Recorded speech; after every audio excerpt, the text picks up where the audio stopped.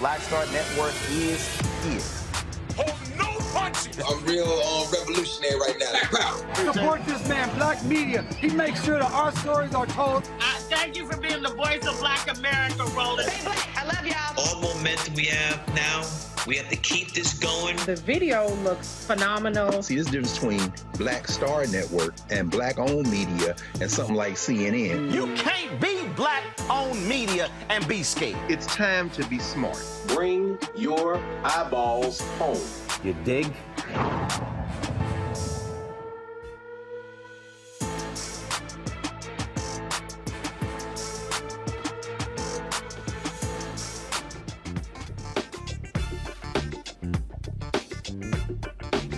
It's Friday, December 29th, 2023, and I'm Candace Kelly, sitting in for Roland. Here's what's coming up on Roland Martin Unfiltered, streaming live on the Black Star Network. Since it's the last Friday of the year, we will look at some of the biggest stories in 2023. We'll also preview what we can expect in the new year from Congress, the Supreme Court, and of course the elections. Our own panel will get to throw in their own 2024 predictions. Also, that ought to be interesting. Right now, it's time to bring in the funk on Roland Martin Unfiltered, streaming live on the Black Star Network. Let's go. He's got it. Whatever the miss, he's on it. Whatever it is, he's got the scoop, the fact, the find. And when it breaks, he's right on time and it's rolling. Best believe he's knowing.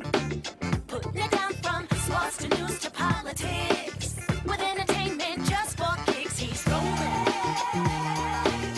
It's on go, roll, y'all. It's Roland Martin, rolling with Roland now. He's funky, he's fresh, he's real, the best, you know he's Roland Martin now.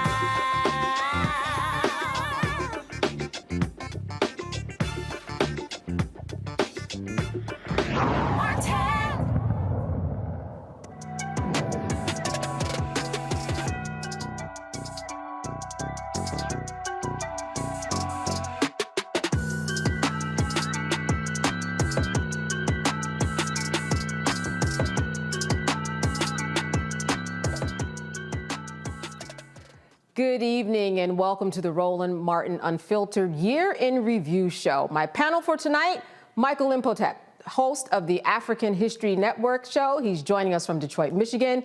And Matt Manning, he's a civil rights attorney, and he joins us from Corpus Christi, Texas. Are you guys ready to take a look at some of the stories we have not stopped talking about? Well, there are several stories that we're going to be covering. Trump indictment trials. First of all, I wanted to talk about President Harris and Africa College tour in Tennessee. 3 expelled, McCarthy appointment and the ousting assault and the assault on African American studies. So let's first of all, welcome to my guests. I know that this is holiday season. Good to see you. Let's talk a little bit about what happened in Tennessee. All right, we had 3 people that were ousted, and they were all brought back in. I mean, it really was kind of a power to the people who spoke. I want to start with you, Michael, about that story and what you think the legacy of that will be, and will this actually make it to the history books? Well, good to see you again, Candace. Yes, I think it'll make it to the history books. Representative Justin Pearson and Representative Justin Jones, 2 African Americans who were expelled. The one white female, she was spared by 1 vote. This is a legacy of the state of Tennessee, which is a former Confederate state, a state that did not remove the bust of Nathan Bedford Forrest, who was a Confederate general who also led the Fort Pillow massacre of 1864, and he was also the first Grand Wizard of the Ku Klux Klan right around 1867. They didn't remove the bust of Nathan Bedford Forrest till about 2021, and Roland Martin covered that right here on Roland Martin Unfiltered. So what we saw was these 2 young, powerful African-American elected officials who were trying to fight for voting rights legislation. Gun reform. Gun laws, responsible gun reform laws that would positively impact their communities, and they were shut down because the old white guard, the old white Republican guard, did not like how they were expressing themselves. So, yeah, this is something that's going to make it to the history books. And, you know, we see that slavery as well as the Civil War is in the news today. We saw the debacle from Nikki Haley. Yes, we did. You know, yeah, so we see this coming full circle again. So, yeah, this is going to make it into the history books. And Matt, I think that one of the things that this story speaks especially to is the power that young people or younger people, depending upon how old you are, really make a difference. Yeah, I think that's a great observation. They do really make a difference. And also they buck the system in ways that the old guard, as Michael indicated, are not ready for and are not accepting of, right?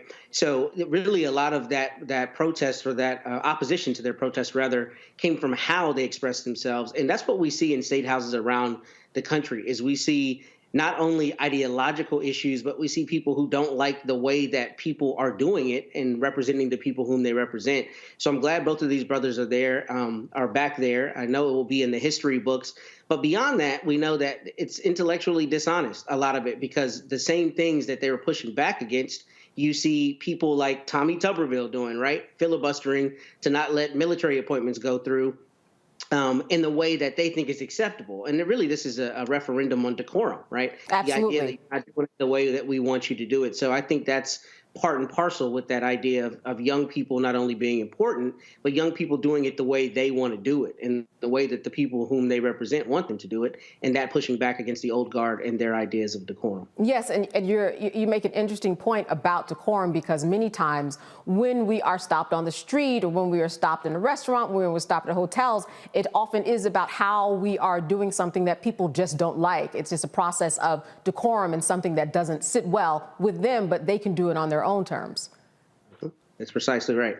And we see that a lot. In fact, if I remember correctly, one of the things that came out of this was there was an assault charge down the road, right, where the speaker himself was allegedly assaulted Mr. Johnson, I believe it was. And I know there was video of that. But, you know, that just shows you the kinds of fires that are being stoked in these state houses. And Roland's not here, but what he would say is what? Voting matters. And this is why it's important that people come out and vote, because what's happening in our state houses is people playing politics, not protecting the people. And that's what this was indicative of, them playing politics and not liking how these young brothers were standing up for the people they represent. You're right. Roland would say, get to the polls. This is why it matters. I also wanted to talk about Kamala Harris, Vice President Kamala Harris. We didn't hear quite a bit about her college tour, her Africa tour.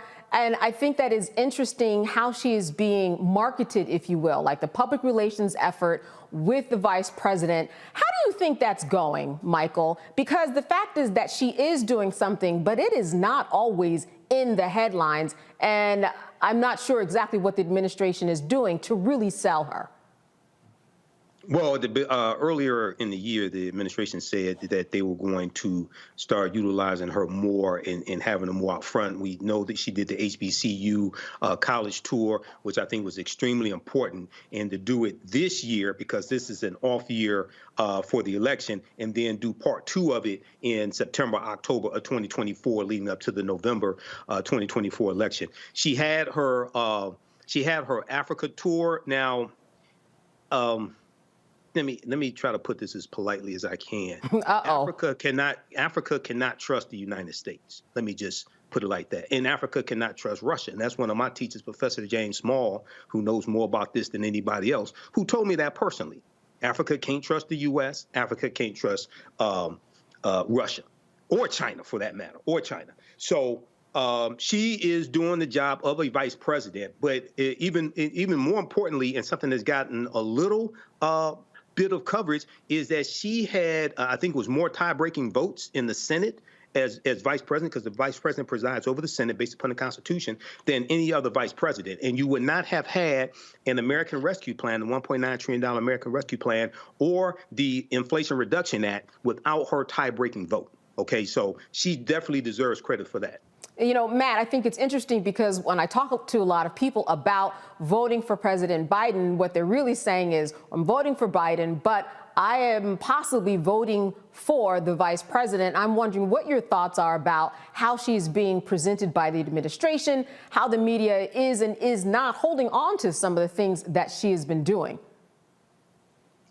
I don't know. I don't know that I really have a coherent thought on that, because I don't think the administration is countering what the very obvious conversations are about Mr. Biden's age and whether he's fit to be president well, because they should be using someone like Vice President Harris, I think, more robustly. However, if we're honest, I think one of the things that the administration is concerned about is pushing away, middle class voters who may be in the middle of the road, primarily white voters, by not characterizing her as a radical, right? Not pushing them away, particularly in the age of Trump. I'm imagining that's a lot of their kind of PR strategy. I think that is a failing strategy for two reasons. First, I think she's eminently capable. I mean, obviously, she's not only been a senator, but she's was a district attorney. And if anybody can speak on their feet and speak to people and communicate the administration's policy, it's an attorney, right? I mean, and we've seen her do that, number one. So I think they should use her more robustly there. But number two, I think the more they use her, the more they assert she is not only a part of this team, but she's an indispensable part of this team. And if the reins are in her hands, she's got capable hands. I think the more they keep her in the background, the more they indicate that they don't think she's capable hands.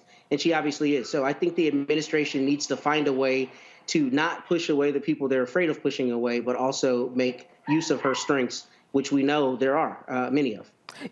African American studies has been on trial. It's interesting to look at the history of this, not only with Ron DeSantis, but just across the country, and how history books are literally being altered.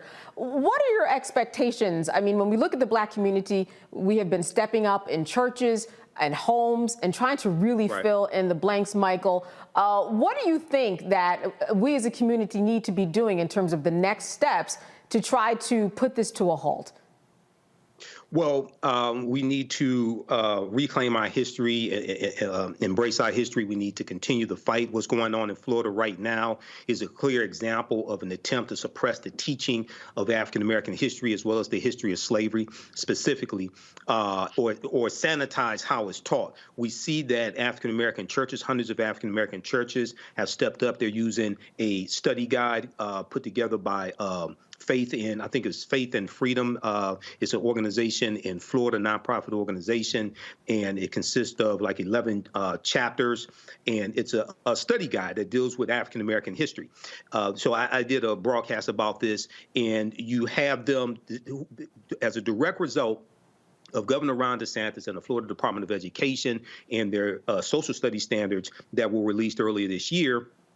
They said that they had to start teaching this history in the churches to our own people. So you have that fight. At the same time, we have to push, because the history of African Americans has to be taught in every school across the country. The way you treat a people is largely based upon what you know about a people. What you know about a people is what you've been told, taught about a people, based upon everything you've read, seen, and heard. And this is something that Dr. Carter G. Woodson, who created Negro History Week in 1926, who co-founded the Association for the Study of Negro Life and History, taught. He professed this, okay? He knew that the history of African Americans had to be taught in every school across the country, not just schools that we attend, okay? So the fight continues, but this also is this also boils down to who you vote into office.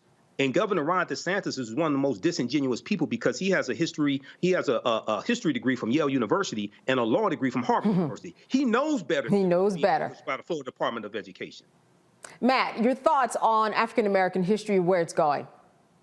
So first, I don't think that we're really looking at this with the right lens. Frankly, we're starting with the premise that there is a belief that African-American history is as valuable as European history. The reality is these people who are trying to suppress it don't think it's as valuable. So one of the first things that I think needs to happen is there needs to be an attack from the standpoint of our children are entitled to learn about their history. Not only this would be valuable to you, but they're entitled to know about it. Michael's 100% right. If my children don't learn about their forebears and the road that they tried, to make their lives easier, then they don't know the fullness of who they are. And what we need to find a way to do is to compel these states and these localities to require the teaching of history. And here's the thing. What we've allowed to happen in this country is a co-opting of the conversation where African-American history is being lumped into this, nebulous, scary wokeness, right? This idea of something that is against the mainstream ethic, if you will. But the reality of it is we're not talking about ideology. We're talking about history. We're talking about the facts of what Black people did and contributed to this country. So not allowing that conversation to be taken askew the way it has been. It's been made an ideological thing, and it's not that. It's a historical thing. And all children, particularly Black children, are greatly detrimented when they don't learn from the ancestors who, trod the road for them. So I think we need to take a legal approach, and I think that legal approach needs to be rooted somewhere likely in equal protection or somewhere as it relates to the right to learn about your history, because that's really what we're seeing them being divested of. Yeah, some good thoughts there. I want to make sure we also go to Trump and his trials. It's not just news story of 2023, but it's going to go into 2024. Certainly, we have a calendar that is filled with trials that actually, Michael, we see that Trump is using as a part of his marketing campaign. He is surging in the polls.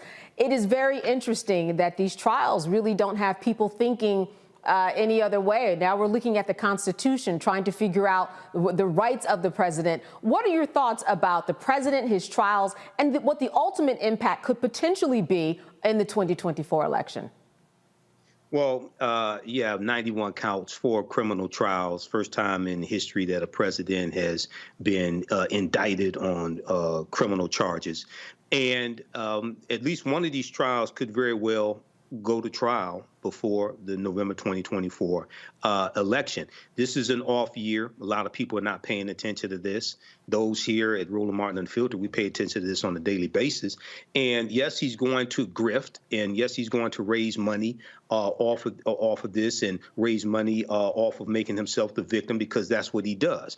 I think as we go into 2024, it's going to become more prevalent of one, what he is being accused of, and this is going to tie to the January 6, 2021 insurrection, which was an insurrection. 2, people are going to start realizing more what a second Trump term can look like. They're going to learn about Project 2025. They're going to learn about the plan that the Trump acolytes have with the Schedule F employees and getting rid of thousands of government employees and replacing them with Trump loyalists. Okay, and they're going to start seeing the difference between a democracy, even though it's imperfect, and an authoritarian government, which is what Trump is proposing. So I think these trials are going to have a huge impact in November 2024, and it's going to be to the detriment of Donald Trump. Matt, to the detriment of Donald Trump, or as we've seen with the polls, he's surging and he will continue to surge?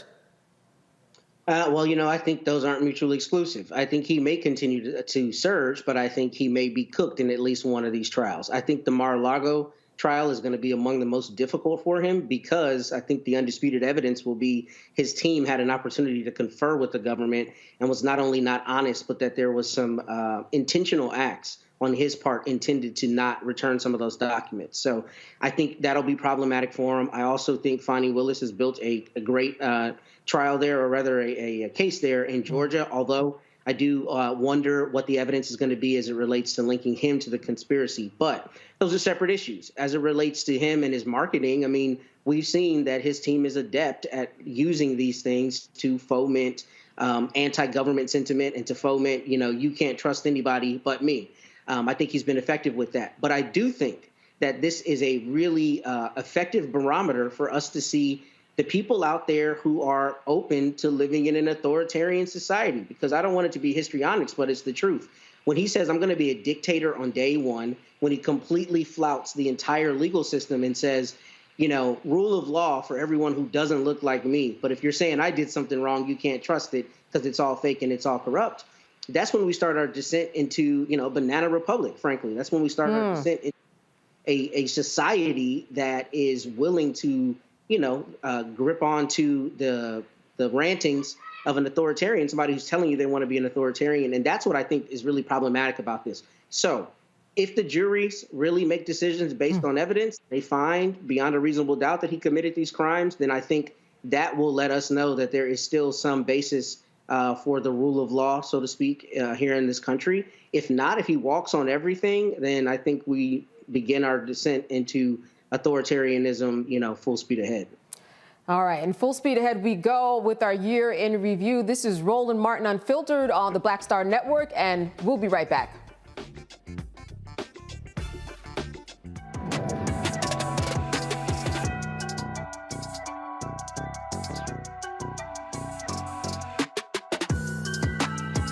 A new year for a new you. Curl Prep Natural Hair Solutions at curlprep.com is an amazing organic line for curls, locks, braids, twists, and even those wigs and extensions. Women, men, and children are loving this line.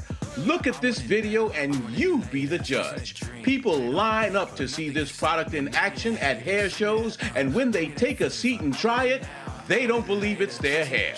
Buy the products at curlprep.com. It works on all hair types. Use code ROLAND, that's ROLAND, lowercase letters, to get a 15% discount. Parents, remove the ouch. You will love this system because you can comb the product through your child's hair with your fingers. Seasoned saints are loving the product. It's all at curlprep.com. Use code ROLAND, lowercase letters, to get a 15% discount. You won't believe it's your hair. Give me that bass, give me that beat. Hit on your tongue, I can feel an explosion. I'll take another if we keep it.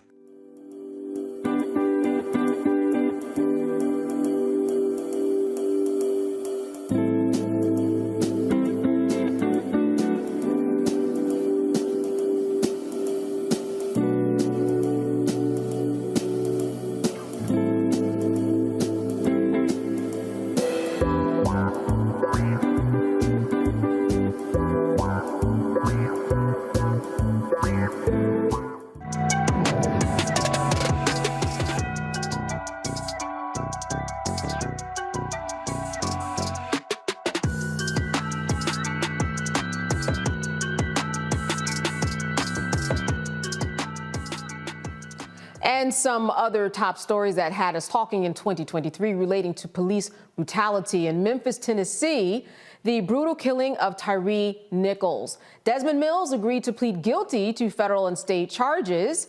Tadarius Bean, Demetrius Haley, Emmett Martin III, and Justin Smith will face a jury in August of 2024. And what about the Michael Corey Jenkins and Eddie Terrell Parker torture in Mississippi? 5 former Rankin County Sheriff's deputies pled guilty to state charges of obstruction of justice, conspiracy to hinder prosecution, and home invasion. In Jackson, Mississippi, Dexter Wade was fatally struck by an off-duty police officer on March 5th. He was buried for more than 5 months before authorities notified his family. In Alabama, Stephen Perkins was shot and killed outside of his home in the early hours of September 29th by Decatur Police Department officers after an altercation with a tow truck driver. 3 unnamed police officers were fired and 1 was suspended. In Atlanta, Georgia, 62-year-old Johnny Holman Sr. died after being tased by police officer Karen Kimbrough. He was ultimately fired.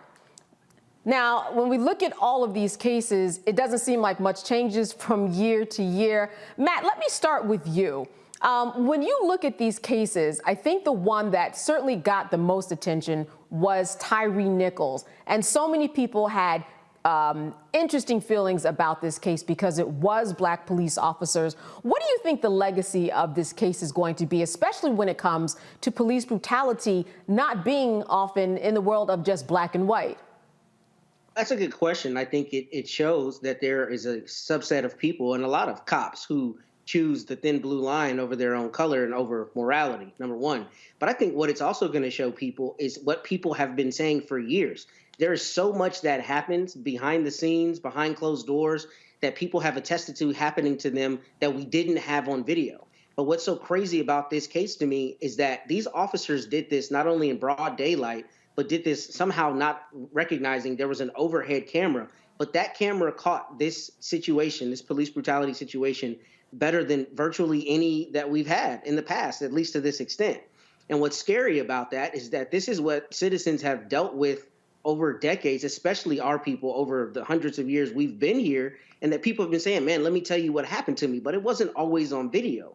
This shows you that this kind of thing happens from officers that look like you and officers who don't look like you. And I think that that is a terrifying thing, but it is something that buttresses what we've heard for years, that this is the kind of conduct that some officers engage in. And as I say on this show, every time I'm on the show, What bothers me about these cases is that morally, there is absolutely no question that not only should these people rot in jail, but there should be recompense for the families. But the system of doing that is still one that is caught, in the 1800s. It hasn't caught up to modernity in real life. And what we have to do is we have to require that our legislators make it easier for people to vindicate the deprivation of their civil rights, because we can watch these videos and know that what happened is heinous. But when you go to court, it's still climbing Mount Everest to hold somebody accountable. And that shouldn't be the case when we all know the truth of what we're seeing in cases like this. And Michael, it's climbing Mount Everest. And ultimately, when you get to the top, it ultimately goes to the Department of Justice, or often that is what the police departments and attorneys want to happen in terms of the Department of Justice getting involved. But I think that Matt brings up an interesting point in that technology really has changed things. And that's one of the things that people need to keep in mind in order to assure that, unfortunately, it's going to be your word against another person's word. Without these cameras, none of these cases, would have happened. Yeah, absolutely.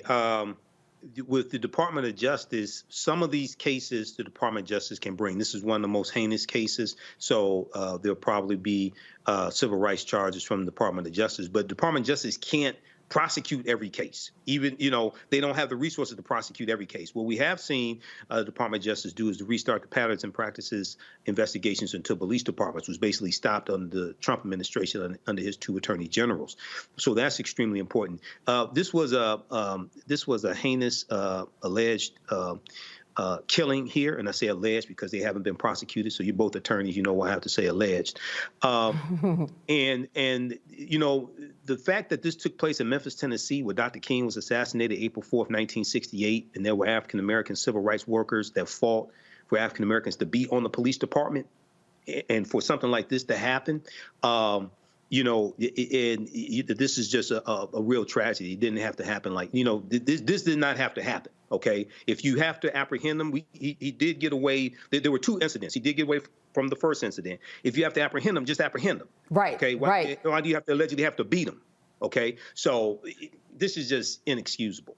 Yeah, there are police departments across the country that are trying to change the tide a little bit. Matt, when it comes to making sure that the community is involved, putting psychologists or people who know how to interact with others on the team. What do you think about these practices of the handful of police departments that have tried new things, and some of them really have had great success, like in Camden and in upstate New York?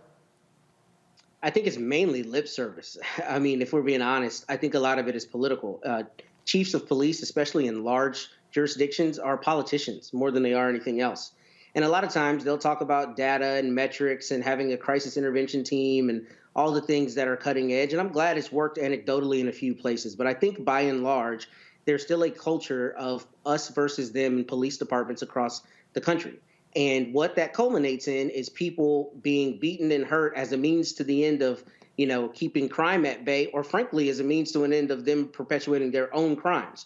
But the reality is what we've seen around the country is a lot of times those chiefs end up being ousted because people don't want that light shown on the department, and they don't want it shown on all of those instances that don't end up being a killing, but are nonetheless deprivations of people's rights. And beyond that, deprivations of people's dignity. The police should theoretically be there to protect you, not in any way to persecute you. And that's what we know happens in a lot of places. And I think a lot of times that data and metrics is a way to hide behind not actually rooting out the culture that is responsible for a lot of these killings and beatings that we see around the country.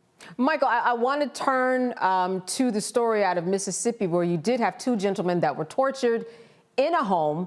Police officers came in, seems like just for the fun of it. Then in an interesting twist, Michael, they all pled guilty. What do you make of that? I thought it was so interesting that all of them pled guilty in this day and time when they probably had other options for them, even if the camera did tell a different story. That is often the case. But this seemed rather peculiar. Yeah, this specific case, I think I remember this vaguely. I think we talked about it here.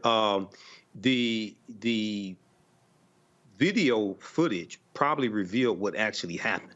So if you have police officers who plead guilty, it's probably because they know that there's incriminating evidence against them. Okay, and if they plead guilty, they can get a better deal. Usually they can get a better deal than if they're found guilty in court. Okay, once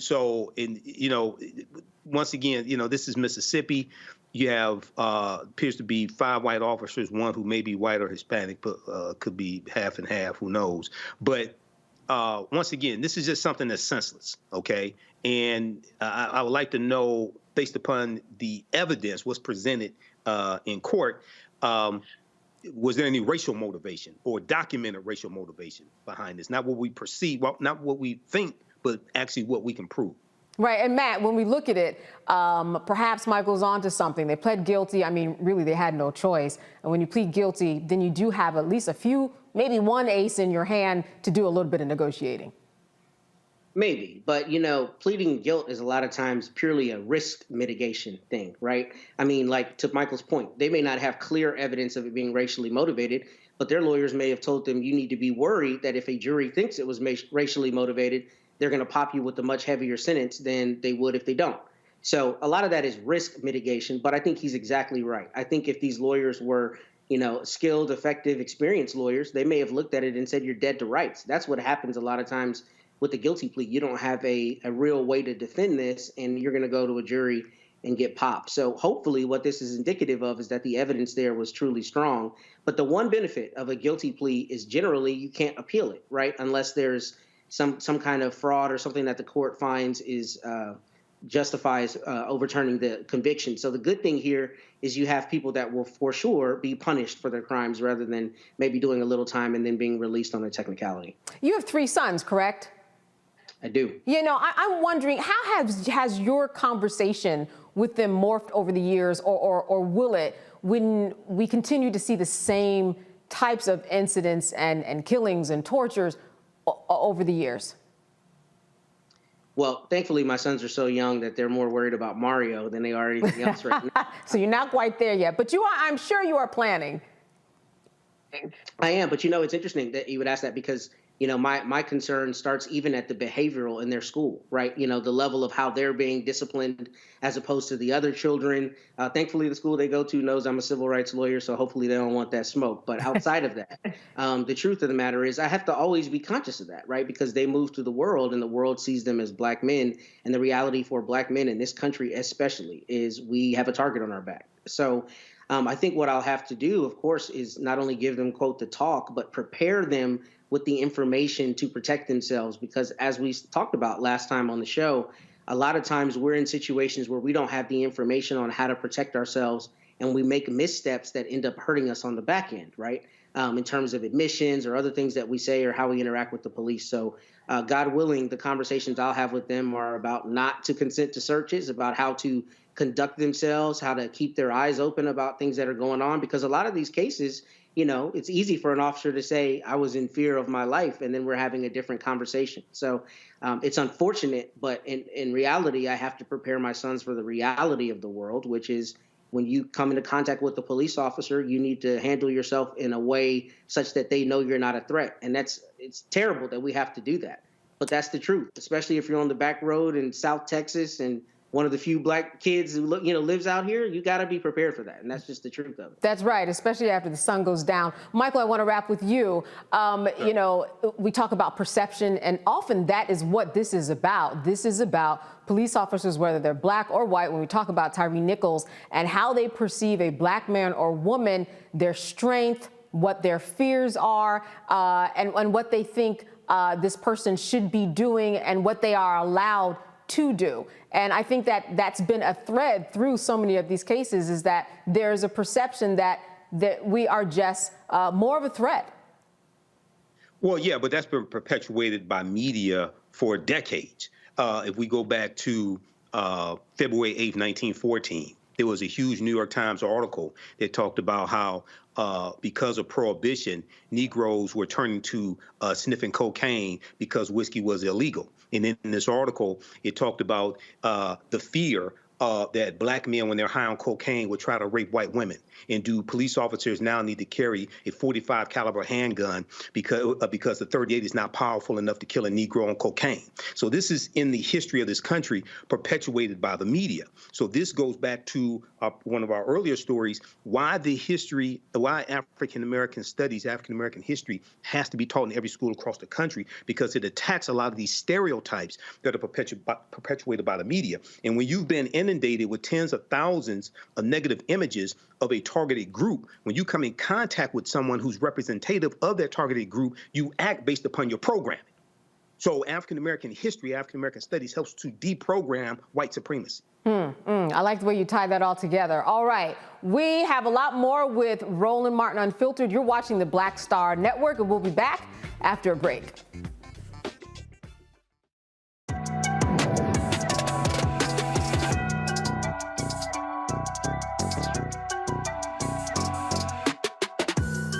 Your business or career with Grow with Google's wide range of online courses, digital training, and tools. Gain in-demand job skills with flexible online training programs designed to put you on the fast track to jobs in high-growth fields. No experience is necessary. Learn at your own pace. Complete the online certificate program on your own terms. Stand out to employers, get on a path to in-demand jobs, and connect with top employers who are currently hiring. Take one professional career certificate program or all 6. Earn a Google Career Certificate to prepare for a job in a high-growth field like data analytics, project management, UX design, cybersecurity, and more. All professional career certificate programs must be completed by December 31st, 2024. Scan the QR code to complete the application. There are 1,000 scholarships available. Grow with Google and J. Hood and Associates. Be job ready and qualify for in-demand jobs. Don't you think it's time to get wealthy? I'm Deborah Owens, America's Wealth Coach, and my new show on the Black Star Network focuses on the things your financial advisor or bank isn't telling you. So watch Get Wealthy on the Black Star Network.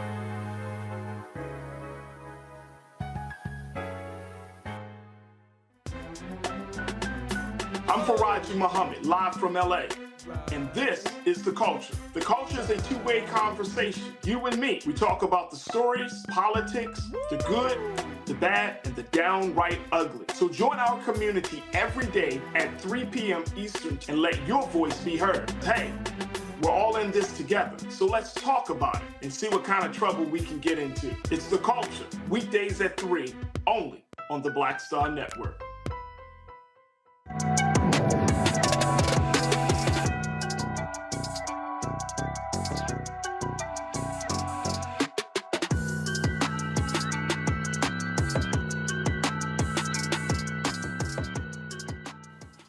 All right, we're looking at some headlining stories of 2023. Now, here are some trials and lawsuits that didn't make sense to a lot of people. Baltimore's former top prosecutor, Marilyn Mosby, was convicted of 2 counts of perjury. The federal jury found she did lie about her finances to withdraw money from the city's retirement account under a program designed to help people struggling financially during the coronavirus pandemic. And of course, the Elijah McClain trials. Remember this? Paramedics Peter Sachuniak, and Jeremy Cooper and Randy Rodema were convicted of contributing to Elijah's death. Jason Rosenblatt and Nathan Woodyard were acquitted of all of the charges. Meanwhile, in Kentucky, former Louisville officer Brett Hankinson will be tried for a second time in a federal court for his role in the 2020 death of Breonna Taylor. In November, there was a mistrial, and he was acquitted in 2022 on state charges. And black teen Ralph Yarl, remember, he was shot by Andrew Lester on April 13th. He was the one who accidentally went to the wrong address to pick up his siblings. Lester is charged with 1 count of felony assault in the first degree and 1 count of armed criminal action. And we can't forget about Carlee Russell. Remember her? She was convicted for faking her July 13th kidnapping, admitting she was not abducted from the side of an Alabama highway, when she said she stopped to check on a toddler who was walking alone. Well, gentlemen, let's just go backwards. Let's start with Carly. Lesson learned there in terms of listening to facts and really understanding what makes sense in a story. You do have to pay attention. And I think that once people heard that story, a lot of people were questioning it. Were they not, Michael? Some people were questioning, other people were riding with her because they wanted to believe her. Now, you know, this is an African-American woman who is clearly has some problems that she probably needs some therapy or something like that. But, you know, some of us, another story that ties right to this, yes, that's something similar, is Tyler Perry buying BET. People couldn't figure that out either. True. People, Tyler Perry didn't buy BET, and I laid out the facts why. Here we saw all these different holes in her story as they laid out a detailed timeline of what happened. So it's like it's not. I think some people have OJ residue, right? If you don't believe, if you say he did it, then all of a sudden you're a sellout or something like that. It's like sometimes black people lie. I'm just saying. Sometimes they do for whatever reason. Right. And, you know, Matt, I think there was the will of a lot of people to really want to believe her. But again, I think after a while, once people started thinking about all of the details, again, we want to give people a chance. But it did unravel after about a weekend, I think. And I'm not sure how you felt about that, Matt. What were your thoughts? So I'm suppressing the smile first because you took a hard right on this segment. I did not see Carly Russell coming at the end of this. All jokes aside, you know, it's interesting, right? Because it shows the nexus of what we should be doing, which is supporting survivors and victims and believing their account of what happened to them, but with the requisite amount of not skepticism, but the requisite amount of evaluation. Because I think both things can be true. There are a lot of stories of survivors and victims who don't tell what happened to them for 10, 20 years, and it's nonetheless the truth, right? So we should give some level of credence to it. But I struggle sometimes as a lawyer because my job is to not only compile, but to also evaluate evidence. And I think what happened in this case is it shows you how quickly things can go in the media and how quickly they can just kind of be a firestorm when the truth is much further from what's being reported than is what's being reported. So this is a strange case. I've always thought it was strange. Clearly, you know, there are some things behind the scenes that we don't know about, likely related to her mental health.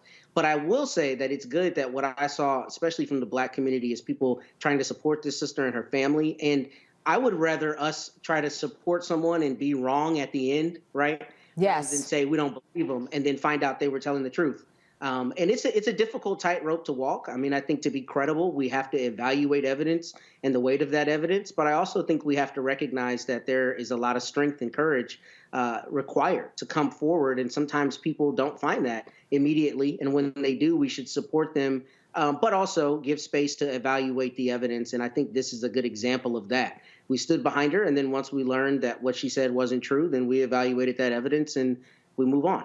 Yes, and if people didn't stand behind her, it would be a very bad precedent, and that would prevent people from coming forth because then you think that people just won't believe you. And as you both have said, Michael, this really was a case that had to do probably with mental health and a lot of moving parts behind the scenes, as Matt put it, that we just didn't know about, Michael.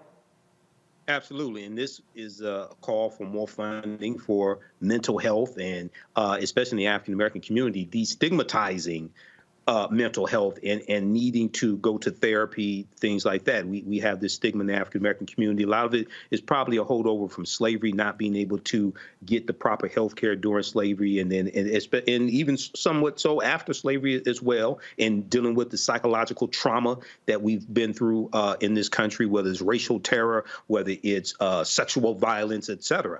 And the sexual violence can come from white people, or it can be intraracial. It could be African-American men inflicting sexual violence on African-American women. So at the end of the day, this calls for more funding when it comes to mental health and destigmatizing the need for mental health in the African-American community.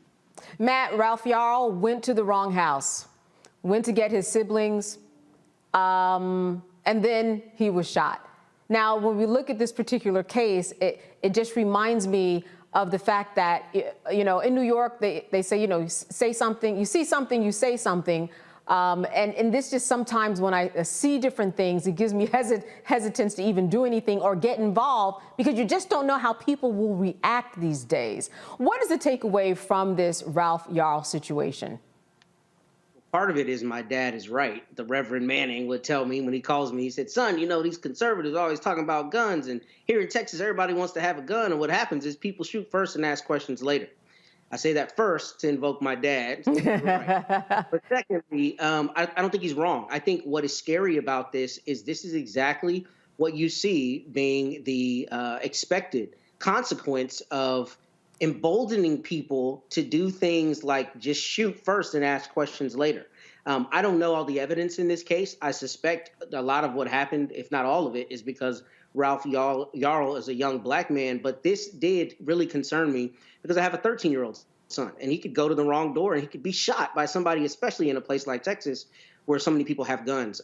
So what I'm hoping here is that the jury threads the needle on this, because what concerns me about this case is it was this gentleman's property, right? So he's on his property. And as you know, Candace, and you know as well, Michael, there may be people who say, you know, he's on his property. He doesn't have to wait to retreat, or he doesn't have to wait to find out if somebody's there to hurt him.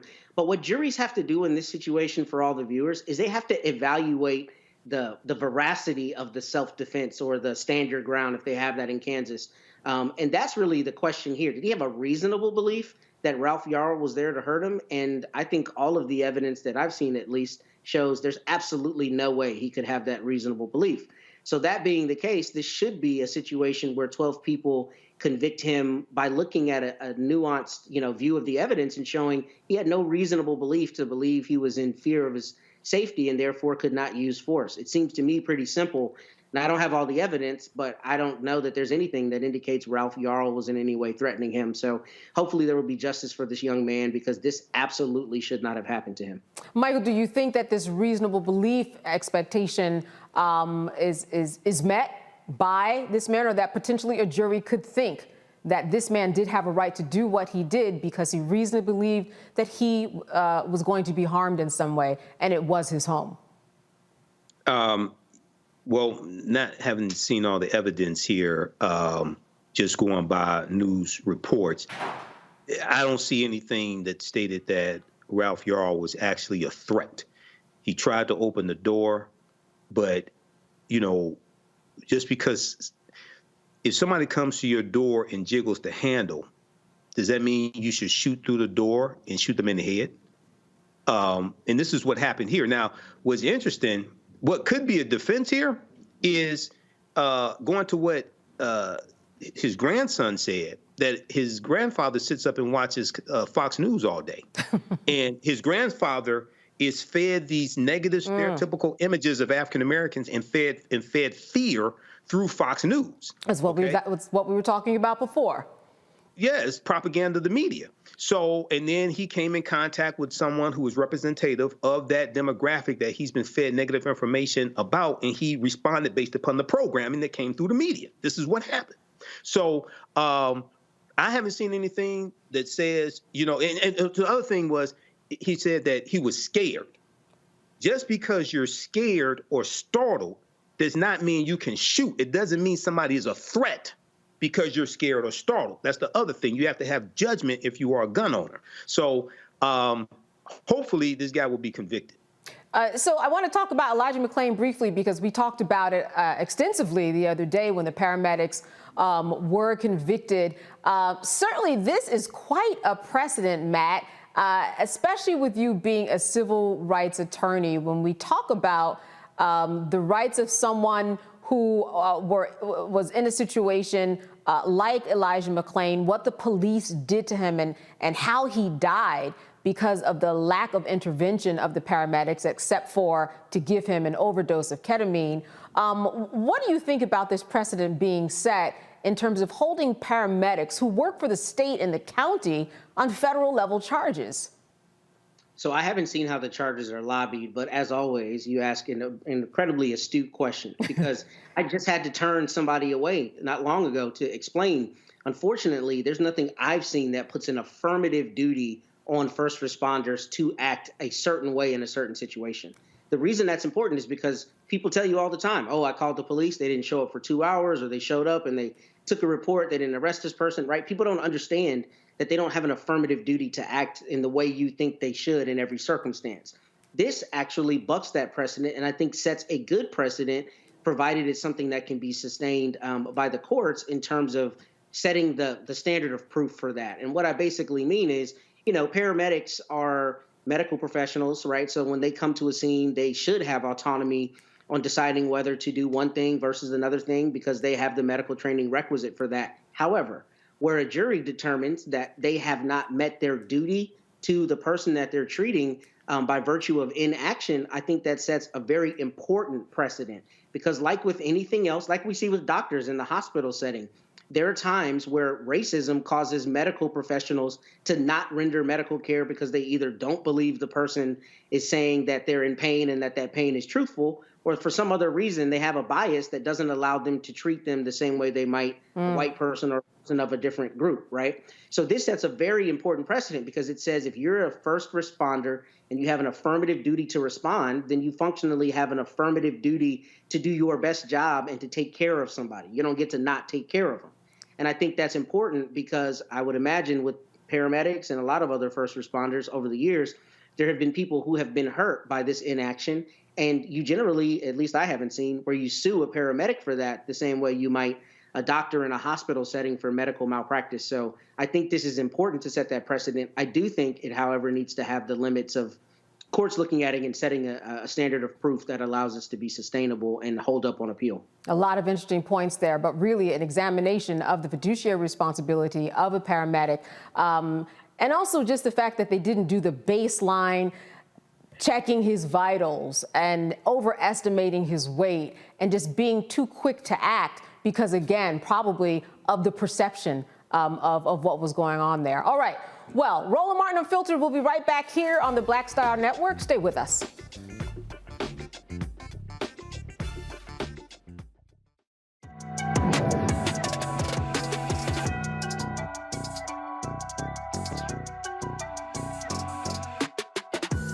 Next on the Black Table with me, Greg Carr, the enigma of Supreme Court Justice Clarence Thomas. What really makes him tick? And what forces shaped his view of the world, the country, and Black America? The answer, I'm pretty sure, will shock you. And he says, people think that I'm anachronistic. I am. I want to go backwards in time in order to move us forward into the future. He's very upfront about this. We'll talk to Corey Robin, the man who wrote the book that reveals it all. That's next on the Black Table, only on the Black Star Network. A new year for a new you. Curl Prep Natural Hair Solutions at curlprep.com is an amazing organic line for curls, locks, braids, twists, and even those wigs and extensions. Women, men, and children are loving this line. Look at this video and you be the judge. People line up to see this product in action at hair shows, and when they take a seat and try it, they don't believe it's their hair. Buy the products at curlprep.com. It works on all hair types. Use code ROLAND, that's ROLAND, lowercase letters, to get a 15% discount. Parents, remove the ouch. You will love this system because you can comb the product through your child's hair with your fingers. Seasoned saints are loving the product. It's all at curlprep.com. Use code ROLAND, lowercase letters, to get a 15% discount. You won't believe it's your hair.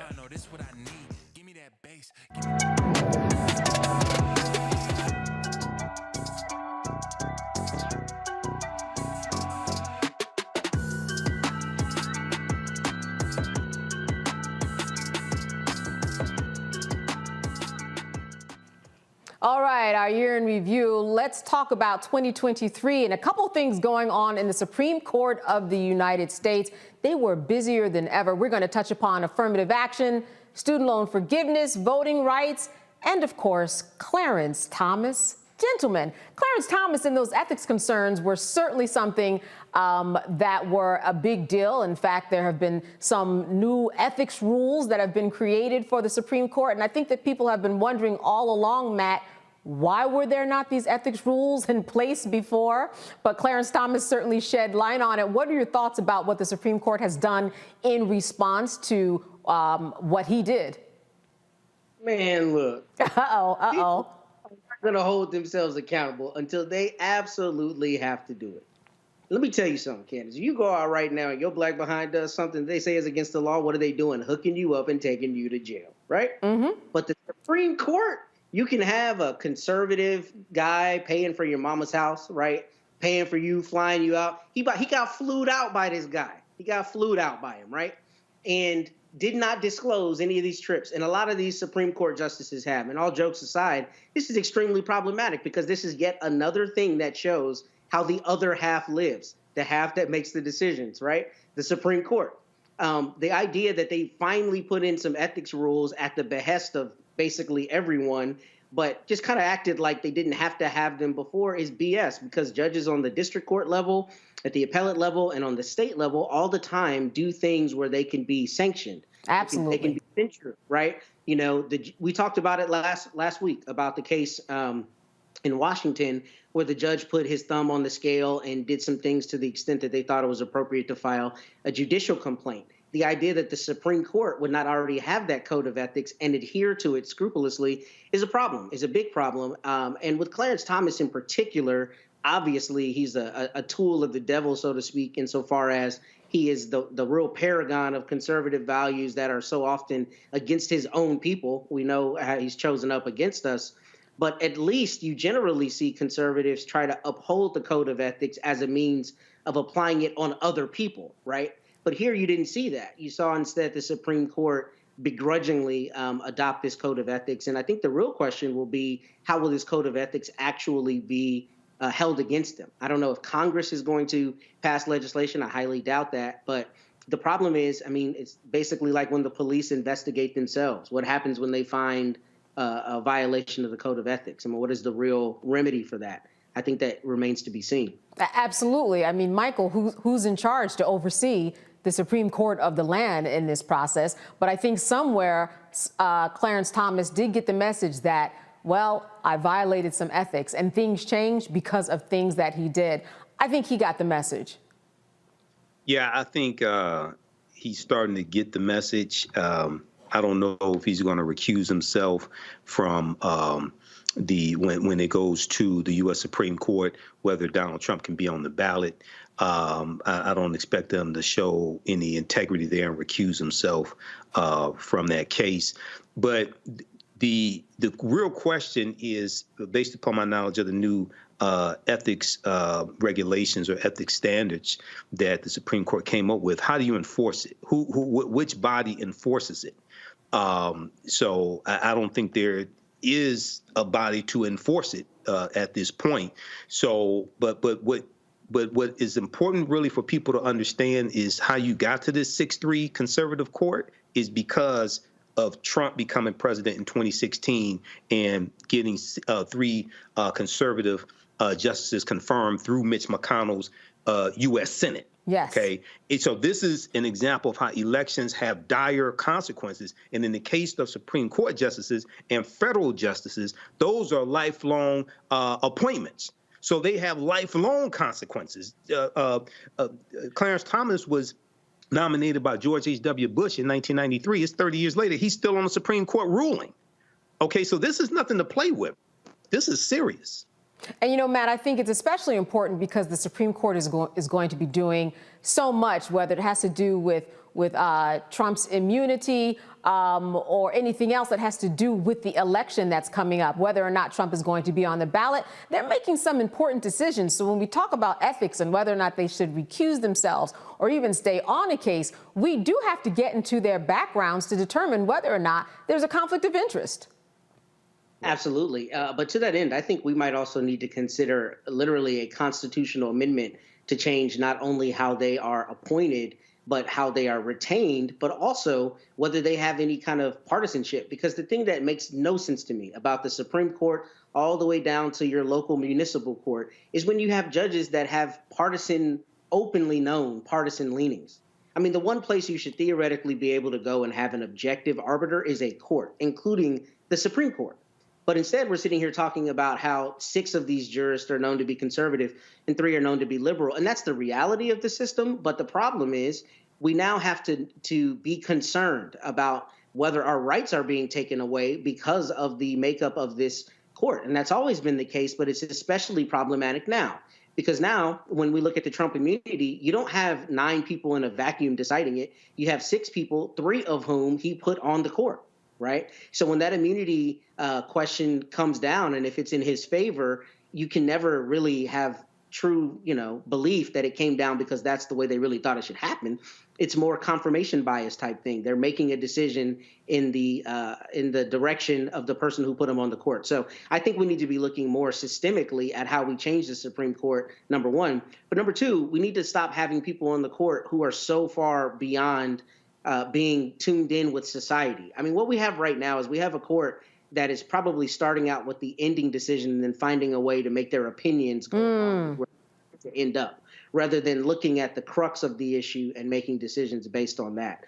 And I think that's the concern we have going forward as it relates to ethics and just in general, the way they're doing their jobs. I think we have a real issue in this country with our Supreme Court, because if we believe it can be bought and sold, then we can't have any real faith in the opinions that they're putting out. Right. And when it comes to the Supreme Court making the decision as to what cases they even listen to, they get about 8,000 to 9,000 cases each year that come before them that they have to go through a process to determine what are we even going to hear. So we know that this whole 6-3 number in the breakdown, as you said, who knows where they are not starting backwards to get to the other way, and even determining what cases they will even listen to.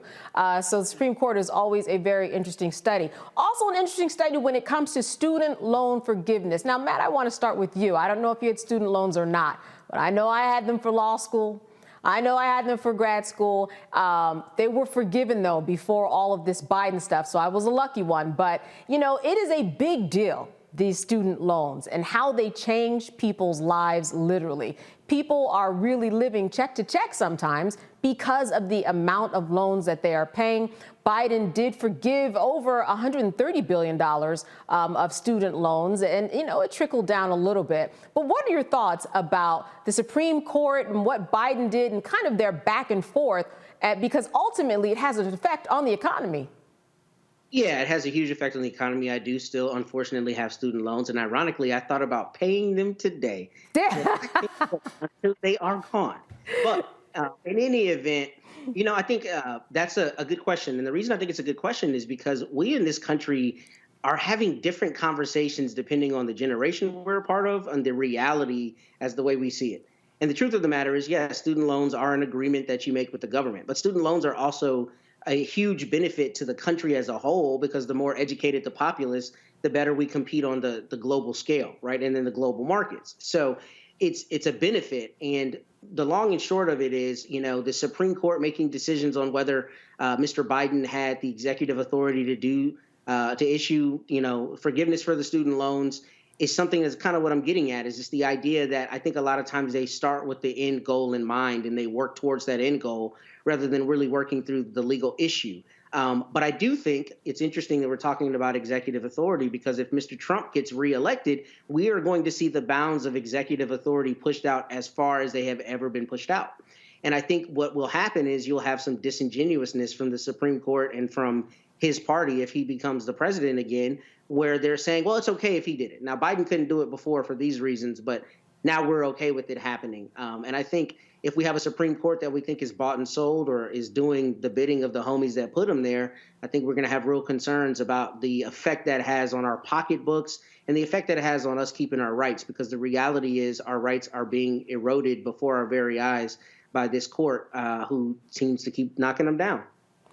Michael, there was a real tug of war here. I mean, they went back and forth. At one point, people thought that their loans were forgiven, and then the Supreme Court stepped in and said, no, they're not. They went back and forth, Michael. I think that ultimately this is a campaign issue at the end of the day. What are your thoughts? Yes, it's a campaign issue, and Republicans, generally speaking, don't support student loan forgiveness. Now, some of them supported forgiving paycheck protection loans. Some of them supported forgiving those and got tens of thousands of dollars, in some cases over $1 million. But when it comes to student loan debt, and there's close to $2 trillion in student loan debt out, African-American women hold about 2/3 of that student loan debt.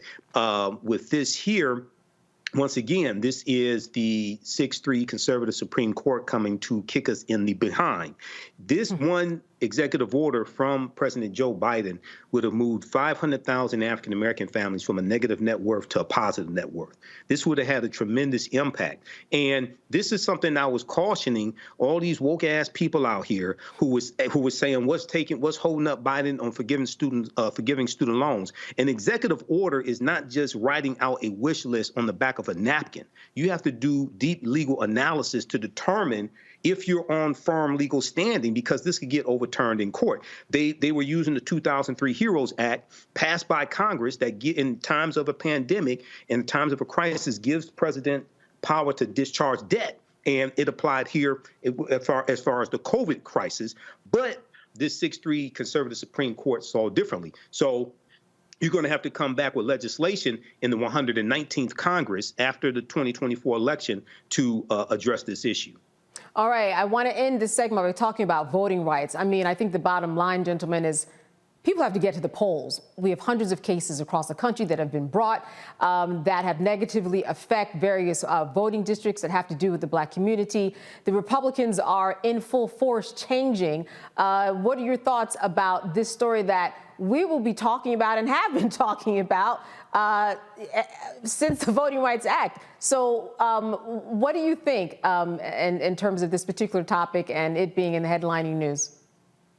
I'll start with you, Matt. I think it's I'm too excited to jump in. I'm ready. Yeah. I think it's right. I mean, that's what they're doing in state legislatures around the country. That's what they've been doing forever. Gerrymandering, drawing these maps, trying to draw them as fruitfully for them as possible and cutting people out.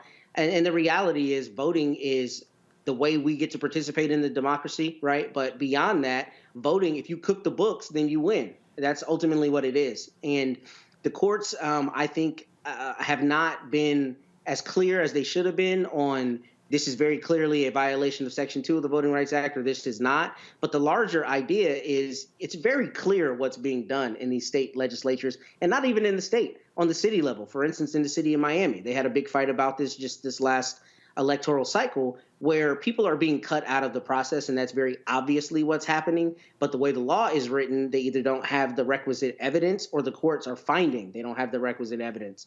So what needs to happen is the legislators who are engaging in this need to be voted out en masse in a larger scale so that there's some actual political danger for cutting people out of the process. And, that's easier said than done, but that's ultimately what has to happen. And if I can harken back to one thing from before, one of the issues with student loans is the fact that college costs are getting out of control as well. Absolutely. We talk about student loans in a vacuum, and yes, there are times where they're predatory. There are times where people take them out and they shouldn't, and they're not responsible. We can't act like that isn't possible. But it's also very true that in a lot of places, the cost to go to college has skyrocketed. And the way middle-class Americans are going to be able to go to school is taking out loans. That's the reality of it. So until we see it as a systemic and a societal issue for having an educated populace, we're going to continue to have this asinine conversation. And before we go to break, I will say this, that I know that during the coronavirus, when everybody was inside and they were taking their courses online, as young people sat in their rooms at home or in their dorms, parents and students did have to ask, what exactly are we paying for? Because we are getting the same education, and I'm sitting right here in the room, I'm paying the same. It's not like those costs of colleges were reduced by anything. I mean, sometimes they forgave a few student fees, but I think that was a really big question. What are you actually paying for in college, and why are there such skyrocketing prices? All right, we're going to have more of Roland Martin Unfiltered on the Black Star Network. We'll be right back after a break.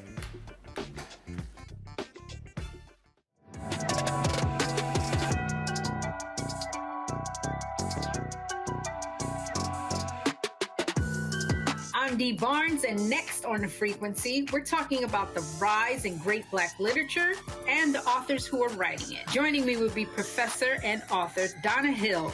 discussed her writing journey and becoming a best-selling author.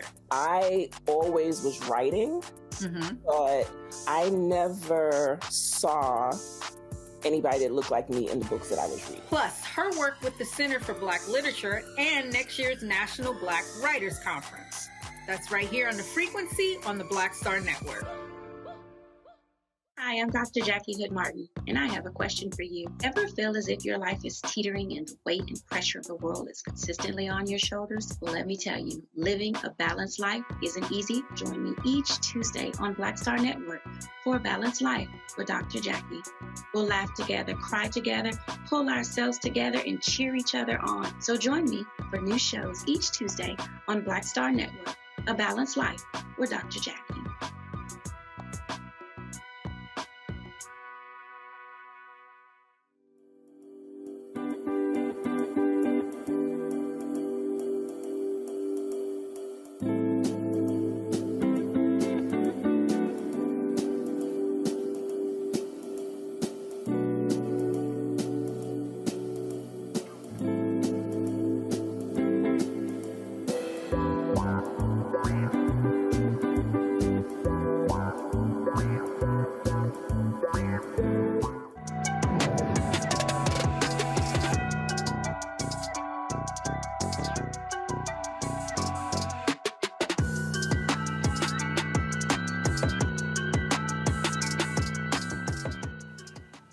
All right, now on to some stories having to do with sports for 2023 that everybody was talking about. Damar Hamlin suffered sudden cardiac arrest during the January 2nd football game after being hit in the chest during a routine play with Bengals receiver T. Higgins. He made a full recovery. Meanwhile, Jim Trotter, he was fired from the NFL Network in March. He believes he was fired for publicly questioning Commissioner Roger Goodell about the absence of black senior managers in the NFL media newsroom and on the news desk. He has filed a racial discrimination lawsuit, as well as he should have. And let's talk about Fisk Gymnastics, because Fisk University made history this year by becoming the first HBCU gymnastics team to compete at the NCAA level. The Fisk Lady Bulldogs are now in direct competition with more established teams, including previous NCAA champions, Oklahoma, Michigan, and UCLA. That's really something else, right? I mean, when we talk about what an HBCU has to do, Michael, in terms of getting into the field of a certain sport, that is no small feat. And gymnastics is not something, listen, we are big, I'm speaking about black women especially, we are big in the world of sports of gymnastics. But a lot of people don't get to have that exposure when they're young. It's an expensive sport. It takes a lot of time. And this is just an amazing story that they were able to do this and have been doing it successfully. Yeah, you know, this is something great. This is going into a different area that you don't traditionally see HBCUs in. We know we have Simone Biles, who's at the top of women's gymnastics, but African Americans at the top of gymnastics, a lot of times, especially in the Olympics, they're you know, it's a lot less of the real prominent ones.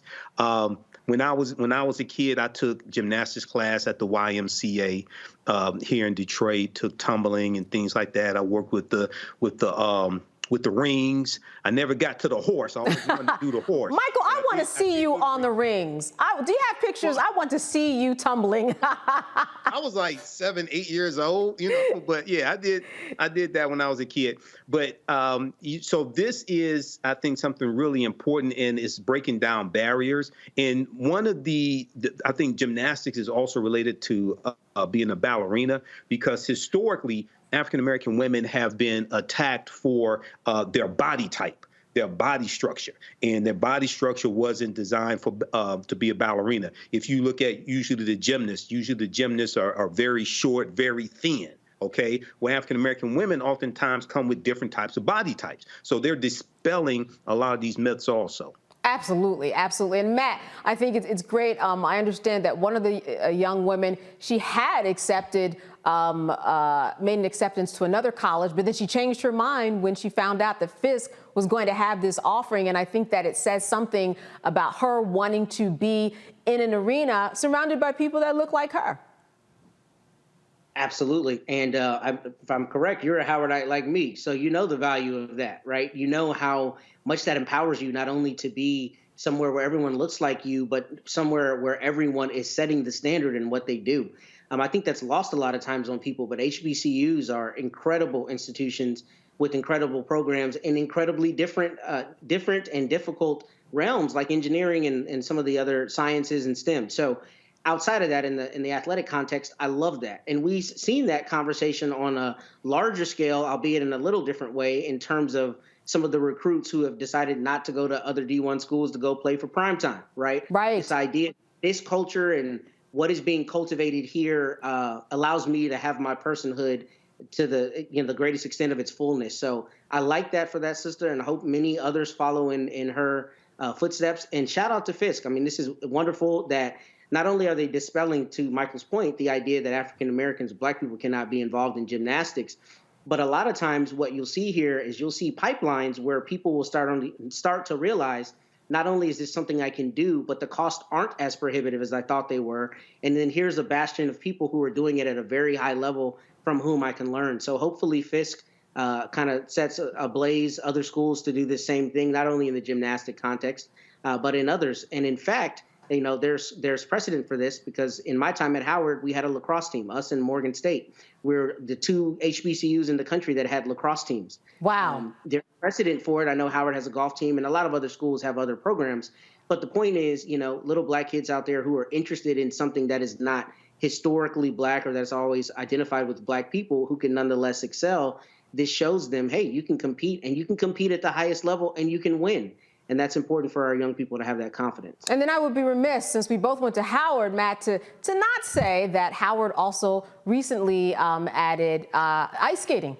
And, you know, I grew up with a number of young Black women who ice skated. So I you know, nothing is, you know, out of reach for us as we go through this. And Michael, as we know, the more that we do it, then the more exposure it will be and the more we'll be talking about it. And then, like Matt said, it won't be cost prohibitive. There'll be programs that will be started and people will have a vested interest, Michael. Yeah, it's difficult to be what you don't see. So when you see people like you doing these things, going into gymnastics, going into ice skating, et cetera, it makes it attainable for you, makes it possible. One thing that we really need to get back into is horse racing because African-American men dominated horse racing. The first Kentucky Derby, a lot of people don't know, ran in 1875, was won by Oliver Lewis. He was a 19-year-old former slave. We dominated horse racing, but it was white men who forced us out of horse racing because they got jealous of the type of money we were making. Okay, so that's one field that we need to get back into that we used to dominate. We used to win the Kentucky Derbies. We won the major races, the Belmont Stakes, things like this. We won the major horse races here in the country, but also in Europe as well. For those of you who are looking for something to watch, which I know it's a lot of you who are sitting at home right now. After this, though, there was an interesting documentary about Black ice hockey players. Very, very good. All right, let's move on to Jim Trotter and the fact that he was fired. Matt, he asked those questions, and it was one question too many, asked the wrong way, and he was, well, his contract was not renewed. But listen, we know what all of that dancing is about. Yes, thank you again, Candace. You always hit the nail on the head because that's exactly what they said. His, quote, contract was not renewed, right? Not the same as he got fired, which is functionally what happened. But shout out to Jim Trotter. I think that this is really an important story because this shows us that the courage that we claim to have when we're called on to have it, we have to actually have it at the risk of losing jobs, at the risk of having other issues, particularly when our credibility as it relates to our job is on the line. Jim Trotter is known as the quintessential journalist, right? Mm-hmm. Very, very, very good journalist. And for him to keep asking those questions, particularly from a league that makes an inordinate amount of money on the back of Black labor and then shucks and jives when it comes to Black History Month and all the PR stuff, but nonetheless doesn't have Black people in its ranks at the levels that it should until some of the movement recently. It's very important that somebody with the platform of Jim Trotter is unafraid to ask those questions of Roger Goodell. These questions have to be asked. And I'm glad that he did. And God willing, you know, he'll be much greater on the back end for it. But this goes to the idea that if you don't stay in the lane they often want you to stay in, then they will take you out of the race completely by saying your contract wasn't renewed or we went in a different direction, when functionally he got fired for being real and asking the questions that needed to be asked. Right, and asking the questions that he was getting paid to do, because that is an issue, as we all know, in the NFL and across a lot of sports where most of the people are people of color. This civil rights lawsuit, Michael, that he filed, I mean, this really speaks to not just what's going on with him, but also what goes on in the world of media, as you've touched upon throughout the evening, that you have to have people in certain positions in order to put the right stories out there, or the true stories out there, or better stories out there, so that people can get a fuller picture of the world that we live in. Yeah, absolutely. And Jim Trotter was doing not just what he was paid to do, but he's doing what he should do as an African-American man who covers the NFL. This is what he should do. The NFL is about 68 to 70% African-American, depending upon which year it is. And here he has a chance to ask NFL Commissioner Roger Goodell this question, okay? So he was absolutely correct.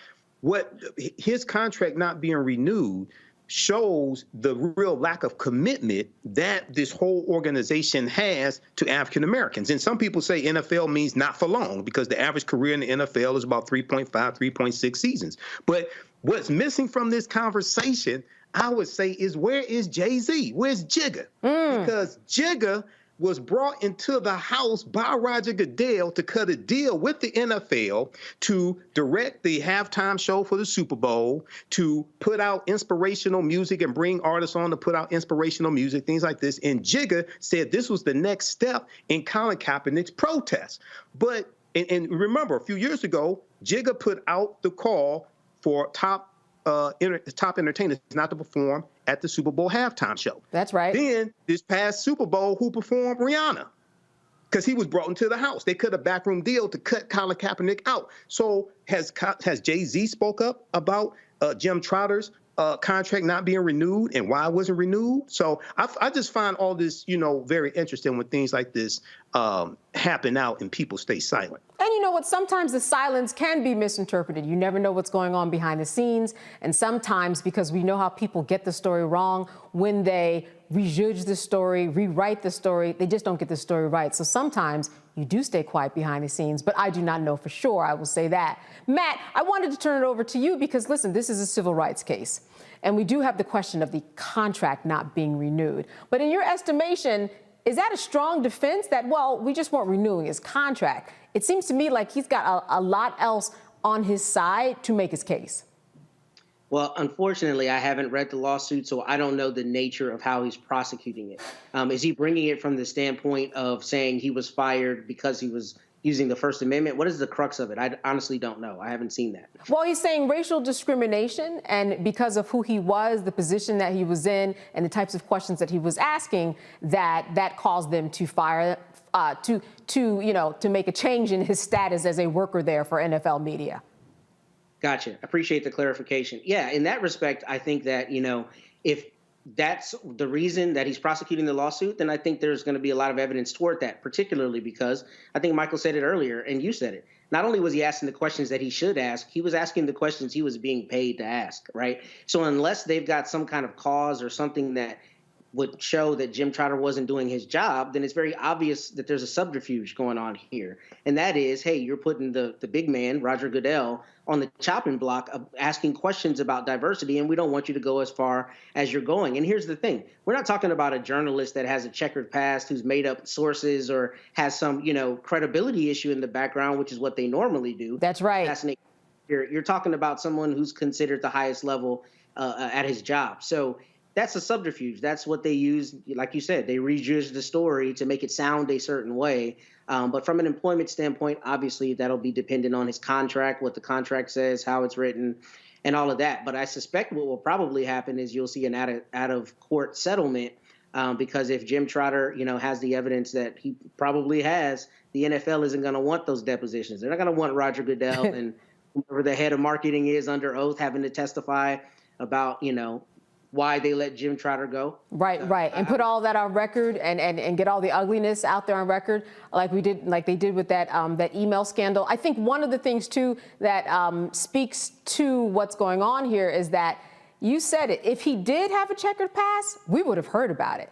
If there was a problem with the way that he was reporting, we would have heard about it. But I think what also works in his favor is that he is just one of the few, and I'm not sure of the numbers, but there are not a lot of people in the African Americans in the NFL media newsroom.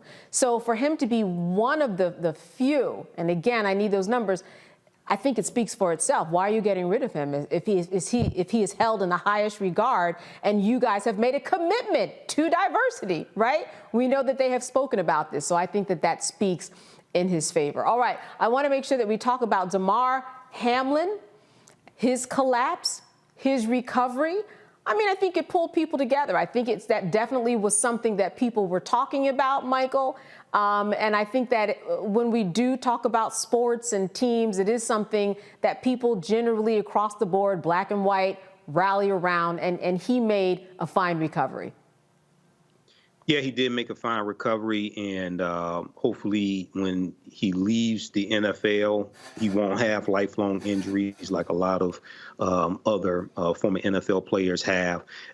This shocked everybody. This shocked the players on the field. Some of them were crying because, some of them realize you're going to get injured, but you don't want to lose your life playing this game. Okay, that goes way beyond what people are usually willing to sacrifice here. Luckily, he was able to get the right doctors, get the right team of doctors around him. He's given credit numerous times to his doctors. He's back out, on the playing field. So he showed tremendous courage in fighting and coming back as well. So hopefully he continues a successful career. And when he leaves the NFL, because once again, the average career is 3.5 to 3.6 seasons. When he leaves, hopefully he won't have lifelong injuries. And Matt, like he said, he did get hurt, went back to play. He's playing now. It does bring up an interesting question about the protection that football players have when they do retire. You're playing a sport where every day that you put yourself out there, you could get hurt, or you could have a concussion, or you could have a life-altering injury that just takes you off of the field. I think that this opened up a lot of discussion about players, what happens to them on the field, and how we actually take care of them. I think you were exactly right. And to that end, I think what's really important about this is we have to be honest. When we talk about professional athletes, these are our modern day gladiators, right? We watch people who are much stronger and faster and taller and bigger than we are and ever will be compete at a level we cannot compete at, obviously. The reason I mention that as a precursor is because a lot of times when we talk about athletes, we don't talk about them as humans. We talk about them as these objects who produce, what we want to watch as a game. We don't think about them as people that have families. Sometimes the NFL might do a puff piece, but ultimately, just generally speaking, we don't talk about athletes with the intelligence that we know that they have, with the business acumen a lot of them have.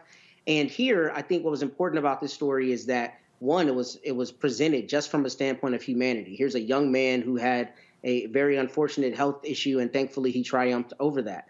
But to that end, talking about retirement and the CTE and some of the things that we know have come out of this, I'm glad that we see players standing up for themselves in the way that they are and demanding protection, because at the end of the day, it is entertainment, but it's entertainment that could basically risk your life. For entertaining us on Sunday afternoon, you're putting your life at risk, especially if you play for a long time. So I like the idea from a labor standpoint that their unions in both the NFL and the other sports are strong and are advocating strongly and are not allowing people to put them in the box of purely gladiators who don't have, attendant circumstances outside of that and larger family lives and larger concerns about retirement and their health. So this is good, and I think it centers the conversation on humanity in a way we haven't seen always applied to athletes. Absolutely. Centered upon humanity. They are not superhumans.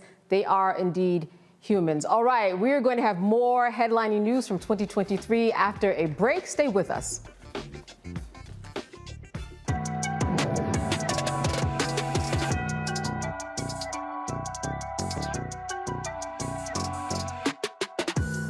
A new year for a new you.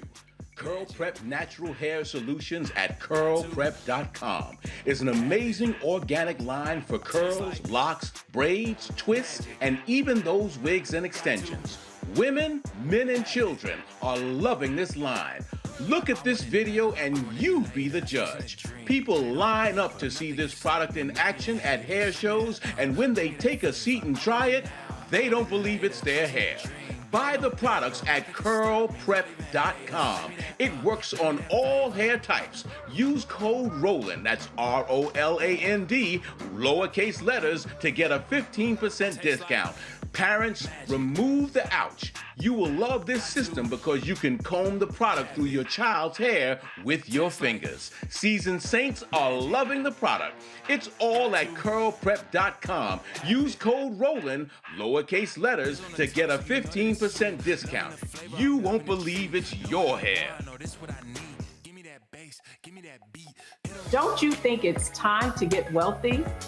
I'm Deborah Owens, America's Wealth Coach, and my new show on the Black Star Network focuses on the things your financial advisor or bank isn't telling you. So watch Get Wealthy on the Black Star Network.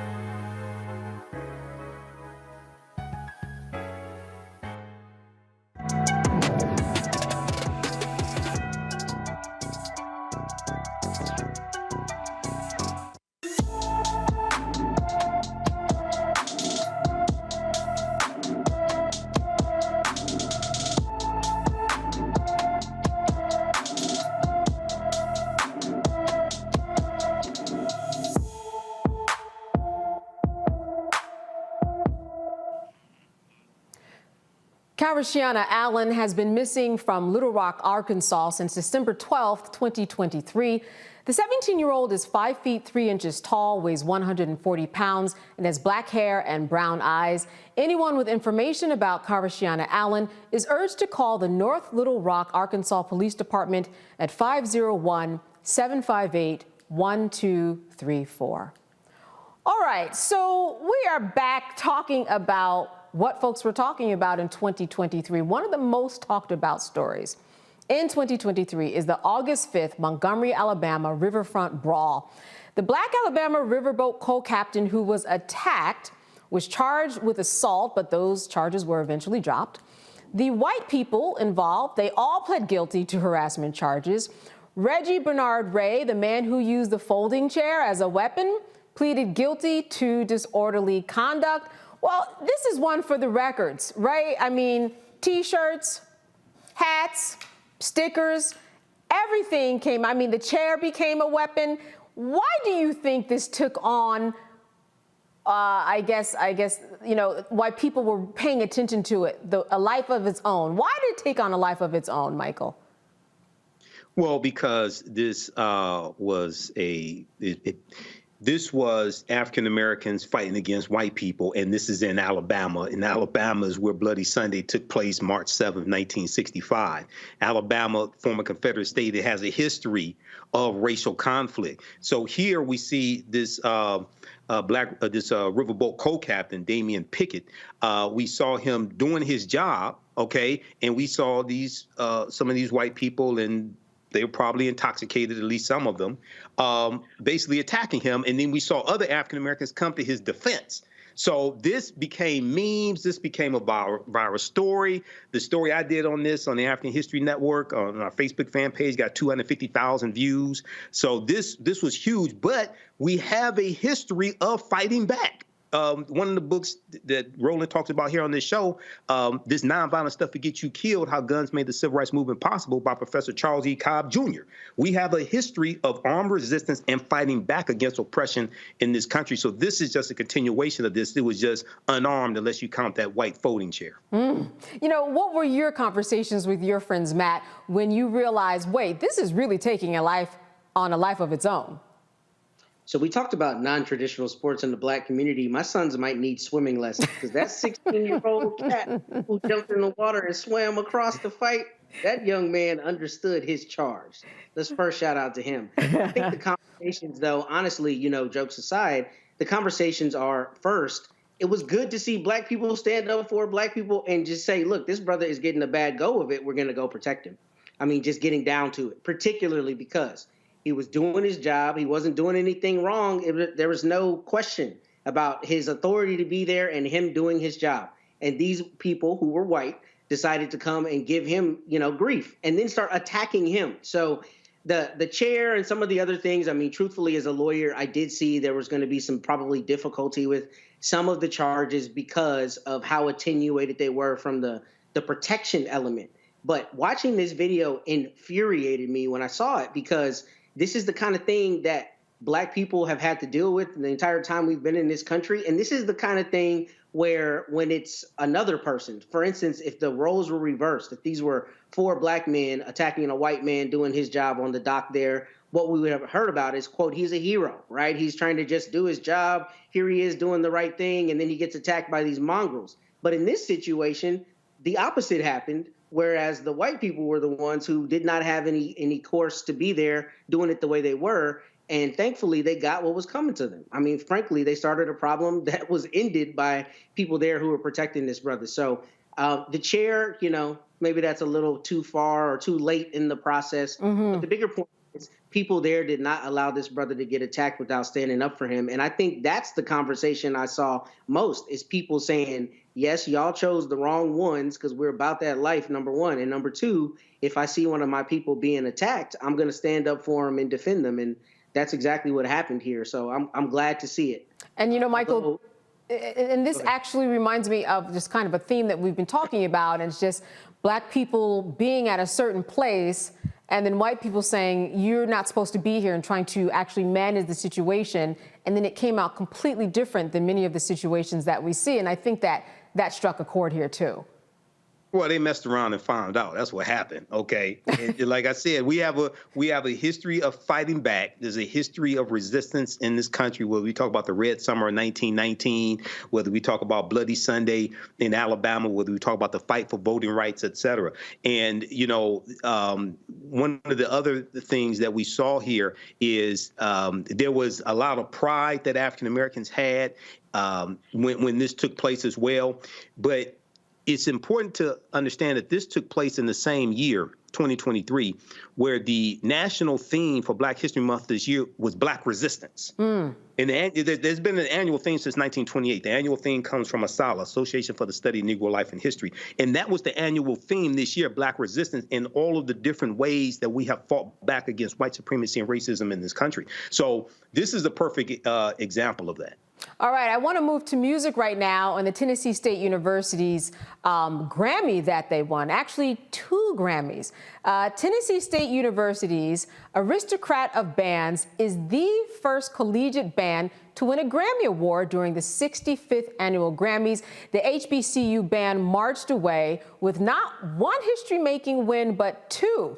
TSU scored 2 gramophones in the Best Roots Gospel Album category for the Urban Hymnal and their feature on Jay Ivy's The Poet Who Sat by Their Door. I think this is just amazing. I mean, you hear this story and you see the excitement, Michael, on these students' faces that they actually won a Grammy Award. It all started out with just a little idea, and they decided, let's make this an album. They did their work, and after their work, they went and recorded right at the school, and they actually won a Grammy, the first of this kind ever. This is fascinating. Yes, it is. And I hadn't really heard about this story, but, we have a history of marching bands at HBCUs. I wasn't in a marching band, but I did play saxophone in 5th and 6th grade. I should have stayed with it. My mother was disappointed when I stopped. But this is fantastic. And this could, even though a lot of these students may not go on to become professional musicians, okay, but this would probably be something that they never forget. And it can open opportunities into other professions within the music industry besides just playing an instrument or being an entertainer. Yes, if you listen to it, they've got a version, Matt, on there of Wade in the Water that's just really beautiful and funky. And I think since we've been talking about colleges this evening and the experiences that you can get, I mean, just look at all the things that we've talked about and how the college experience has really kind of changed since we've been there. We've been talking about the gymnastics and ice skating. As you said, you did have lacrosse at Howard, but this is really one for the books, that students can be a part of a team and now claim, hey, I've won a couple of Grammys. You know that, right?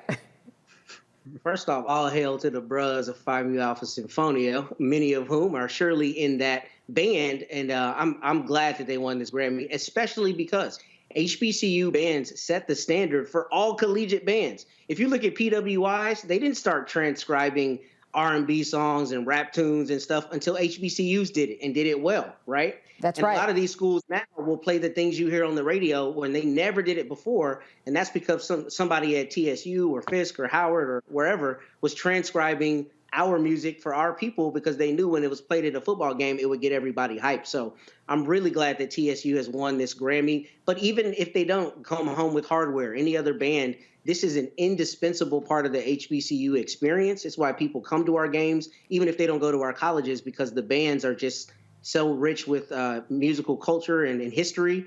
And I'm really glad that they walked home with those gramophones. Shout out to TSU and shout out to all the HBCU bands. We love y'all, and y'all are really so important to our culture.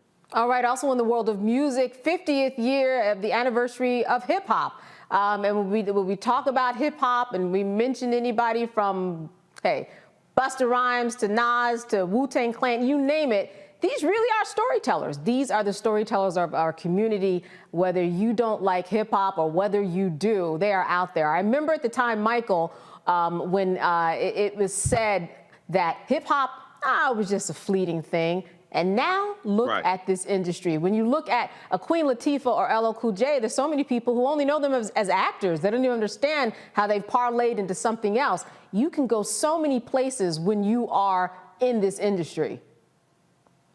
Yeah, you know, this is the 50th anniversary of what we call hip hop, which is actually a culture.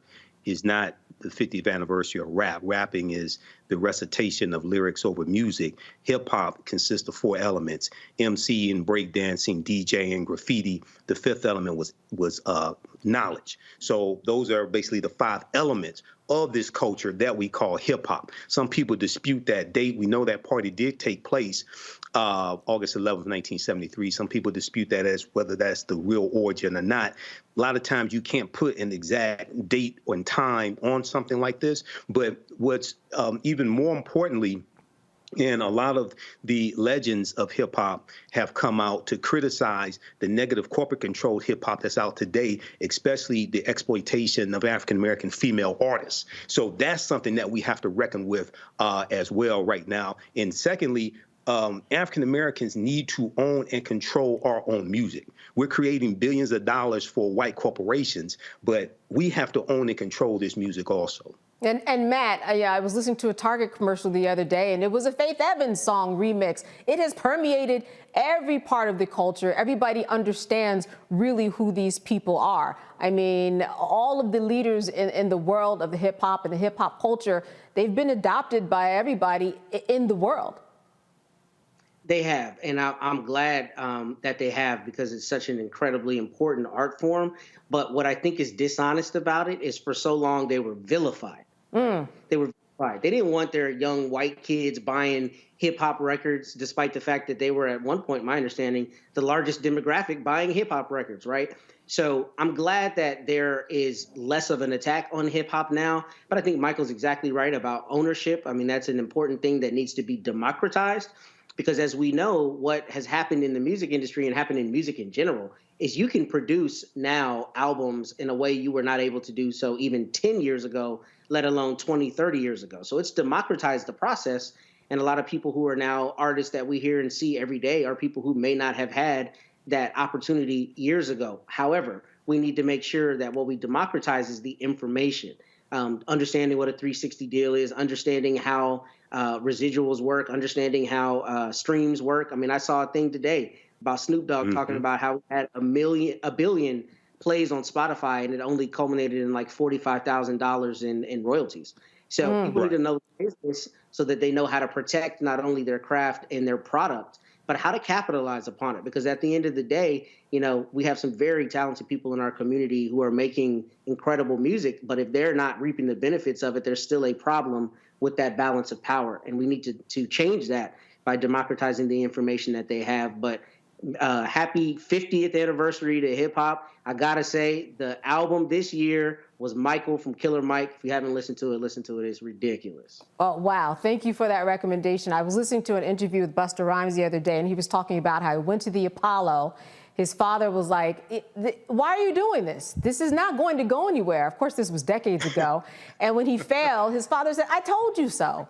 Why are you doing this? And he said he wrote a note on the wall of his bedroom, and he laid out exactly what he was going to be, and then he ultimately became that. And the reason I bring that up is because this is a career. Right? We're not just talking about being in front and on the mic. We are talking about writing and publishing. We're talking about, licensing. And it's just a huge arena that, as you said, Matt, now people can be more in control of it, generally speaking, much different than it was, as you said, even just 10 years ago.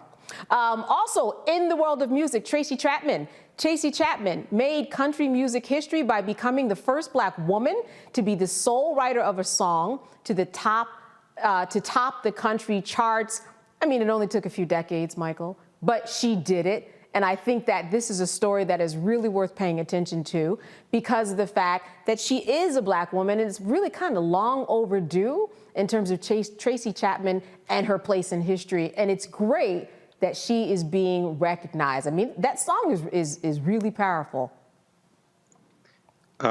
Yes, it is. Hold on. Fast Car. Yes, it is. Okay, I'm on. Yeah, Fast Car. So it was remade by Luke Combs. Now, this is one of the few times that it has been a benefit to an African-American artist for a white artist to cover your song, because there's a history of white artists covering Black people's songs. Little Richard talked about this when Pat Boone did Tutti Frutti. It was horrific, number one. But you had white people doing other Black artist songs. You had Elvis Presley doing Big Mama Thornton's Hound Dog. So here, this has benefited her. And if I remember correctly, she wrote the song also. And she did. Got this.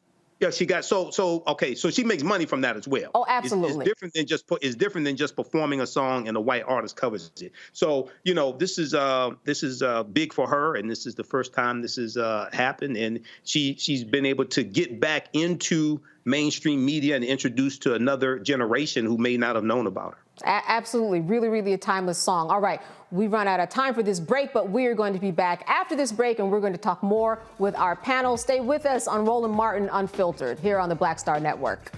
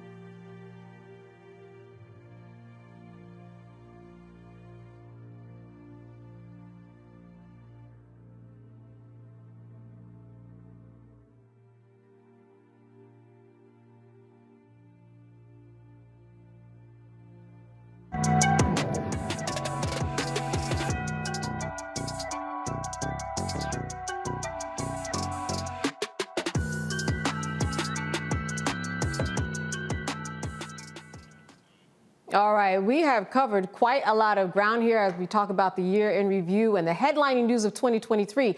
We have a couple of minutes. I want to make sure we go to our guests for their predictions for 2024. Michael, I'll start with you. What are some of your thoughts about what you expect to see in 2024 and why you think it probably will happen? Well, this is going to be a crazy election year. Watch out for deep fakes because of the AI technology that's available right now, number one. Number two, you're going to see probably at least one trial dealing with Donald Trump take place. Number three, we're going to really have to understand politics is the legal distribution of scarce wealth, power, and resources. And we're going to have to come out and vote our interests. And I think Joe Biden and Kamala Harris are going to win when people realize what's at stake, one. Number two, what has been accomplished in the 3 years that they've been in office. And also, I'm expecting some type of political violence as well. We've already seen the increase in death threats against members of Congress. We've seen a death threat against Judge Chockton in the Washington, D.C. case. So I'm expecting political violence to take place as well. All right, Matt, I will toss it over to you. I think in 2024, Black people are going to continue being great. We're going to continue thriving despite some of the circumstances we're in. Often, I think Mr. Trump is going to get convicted in at least one of his cases. I think the Supreme Court is going to try to give him immunity and or say that he deserves to be on the ballot. I think their logic is going to be that there hasn't been a judicial finding, or at least in some of the circumstances, judicial findings that he engaged in an insurrection. I think they're going to tap dance around the Constitution, which pretty clearly says if a person has engaged in an insurrection, it doesn't talk about how that finding is made. I think they'll find a way to say that he has not been proven to have engaged in an insurrection and he'll be allowed to be on the ballot. I don't know about the election. I'm concerned. I want to believe that people who have their eyes open of all political stripes are going to recognize that he has been very clear about his bend towards authoritarianism. But the fact that he's so far ahead in the polls and hasn't even shown up at a debate should let you know that the people who are riding for him are really riding for him. So I wish I had a clear prediction on that. I want to believe that reason will prevail, but unfortunately, I don't know that I can believe that. I think the Supreme Court, I saw a comment earlier, somebody was asking about our rights being eroded, what rights are being eroded. I think a lot of rights are being eroded, not only because of the abortion issue and affirmative action, but I think anything that you saw the Warren Court do back in the 60s, anything take for granted as rights, I think are on the chopping block now. And I think that's the case because there are people who believe in originalism and textualism who say that's not inside the confines of the Constitution. But the reality is we live in a world that was never contemplated by the Constitution. And unless we have, reasonable jurists who are looking at the reality of life today, we'll continue to have rulings that don't jive with reality as we know it to be. All right, I'm going to jump in, and I'm actually going to go with what you said at the top. Black people are going to continue to be great. That is 100% certain. I want to thank the both of you for being with us, especially when I know that this is the holiday season. Loved having you here tonight. As always, a wonderful discussion. Thanks. Good seeing the both of you. Happy New Year to you. Happy New New Year. Year to you. You're always awesome, Candace. So shout out to you. Matt, I appreciate that. I appreciate that. Listen, that does it for us here at Roland Martin Unfiltered in 2023. We wish you all a safe new year, and we want to thank the Bring the Funk fan club members who have supported us this year. We'll see you in 2024. Holla!